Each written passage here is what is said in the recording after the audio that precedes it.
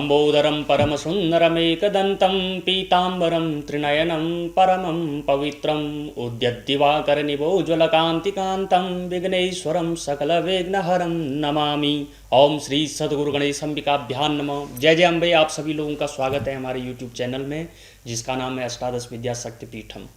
मित्रों, जैसे पूर्व में हमने चर्चाएं करी कि ऋण रोग शमन के लिए क्या ज्योतिषीय उपाय होते हैं, किन किन ग्रहों के कारण जो है ये सब समस्याएं होती है, कौन कौन से ऐसे भाव है जिसकी दशा अंतरदशा प्रत्यंतर दशा और गोचर संयोग से हमारे जीवन में ऋण शत्रु रोग इत्यादि चीज़ों का आगमन होता है। इसी क्रम में मित्रों आज हम बात करेंगे कि हम प्राय समाज में देख रहे हैं कि हमारे यहाँ विवाह जो है बहुत विलम्ब से लोगों के हो रहे हैं, विवाह नहीं हो पा रहे हैं, और जिसका कारण जो है देरी से विवाह होने के कारण जो है कि संतान उत्पत्ति में भी जो है विलम्ब हो रहा है, संतान समस्या भी लोगों को प्राय हो रही है। तो पहले हम जानते हैं कि आज क्यों इतना जो है विलम्ब से जो विवाह हो रहा है, उसके क्या ज्योतिषीय कारण हो सकते हैं। मित्रों, जैसे आप सभी लोग जानते हैं कि दाम्पत्य का सूचक जन्मांग में जन्म कुंडली में सप्तम भाव होता है और अष्टम भाव का भी विचार किया जाता है सौभाग्य के लिए। सप्तम में यदि कोई क्रूर ग्रह है, सप्तमीश अस्त है, पापगत है, पाप ग्रहों के साथ पाप कर्तरी योग बना रहा है, तो उस स्थिति में भी जो है कि विवाह में अड़चने आती है, विवाह भंग होते हैं। दूसरी चीज़, वहाँ यदि किसी क्रूर ग्रह की दृष्टि है तो उससे भी ये समस्याएं आती है।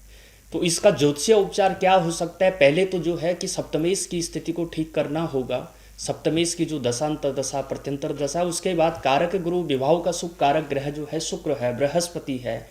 तो इन दाम्पत्य सूचक जो है शुभ ग्रहों का संयोग बहुत जरूरी है। तो इन ग्रहों की स्थिति का जो है अध्ययन करने के बाद ही पता चलेगा कि किस जातक के कुंडली में विवाह विलंब के कौन से योग हैं। ये तो एक जो है कि इंडिविजुअली बात हो गई। सामान्य तरीके से क्या कुछ ऐसे उपचार हैं कि जिसको हर कोई जो है कर सकता है।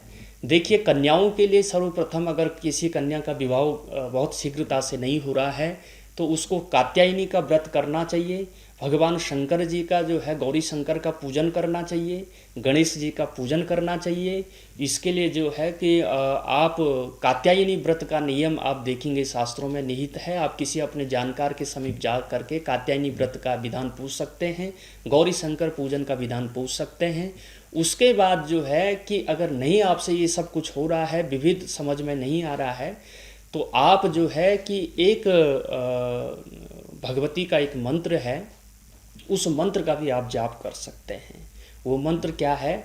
हे देवी शंकरार्धांगी यथा तुम शंकर प्रिया तथा माम कुरु कल्याणी कांत कांता सुदुर्लभम। ये भगवती कात्यायनी का मंत्र है। आप इस मंत्र का रोज जो है 108 बार जाप करिए तो मुझे ऐसा लगता है कि मनोनुकूल वर की प्राप्ति होगी। ये आप कर सकते हैं। इसी प्रकार किसी जो है कि लड़के को, किसी बालक को अगर विवाह में विलंब हो रहा है तो वो जो है देवी का एक मंत्र है, पत्नी मनोरमाम देहि मनोवृत्तानुसारणीम तारणीम दुर्ग संसार सागरे सकुलोद्भवाम। इस श्लोक का, इस मंत्र का जो है नित्य पाठ करें, जाप करें और भगवती में श्रद्धा रखें तो रास्ता मिलेगा। मित्रों, आज हम देखते हैं कि आज भौतिक युग में हम पहले भौतिकता से संपन्न होना चाहते हैं। हमें लगता है कि हम पहले नहीं, हम अच्छी एक अपना कैरियर सेटअप करें, उसके बाद हम विवाह करेंगे। प्रत्येक चीज़ का समय होता है। हमारे शास्त्रों में बताया गया है कि विवाह की क्या उम्र होनी चाहिए। तो आज हम जो है अपने अकॉर्डिंग जो है समय को निर्धारित करते हैं कि हमारा अभी टाइम नहीं है इस चीज़ का। लेकिन कालक्रमेण जगता परिवर्तमानो चक्रार पंक्तिर्वगच्छति भाग्य पंक्ति। समय किसी की प्रतीक्षा नहीं करता है, इसलिए ये ध्यान रखना चाहिए कि कोई भी कार्य हो वो समय पे हो जाए तो वही अच्छा है। तो विलंब नहीं करना चाहिए। जब विवाह का संयोग बन रहा है, विवाह की उम्र है, तो उस समय में विवाह करना चाहिए। मिलेगा वही जो आपकी भाग्य में परमात्मा ने आपको बनाया होगा।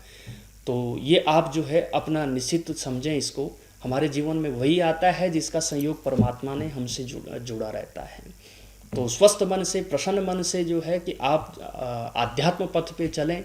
हमारे को सफल होने के लिए जितना आत्मबल चाहिए, बुद्धि बल चाहिए, शारीरिक बल चाहिए, उतना ही आध्यात्म बल का भी जो है आवश्यकता है। यदि ये सारे बल, आध्यात्म बल, मानसिक बल और शारीरिक बल, इसकी साम्यता हो हमारे पास, तो मुझे ऐसा लगता है कि जीव जो है किसी भी भयावह स्थिति से, किसी भी संकटों से, कोई भी प्रॉब्लम हो, उससे निकलने में उसको निसंदेह मदद होगी। इसी प्रकार ऐसे ही रोचक विषयों में हम आगे भी चर्चा करेंगे। तब तक के लिए नमस्कार। जय जय अम्बे।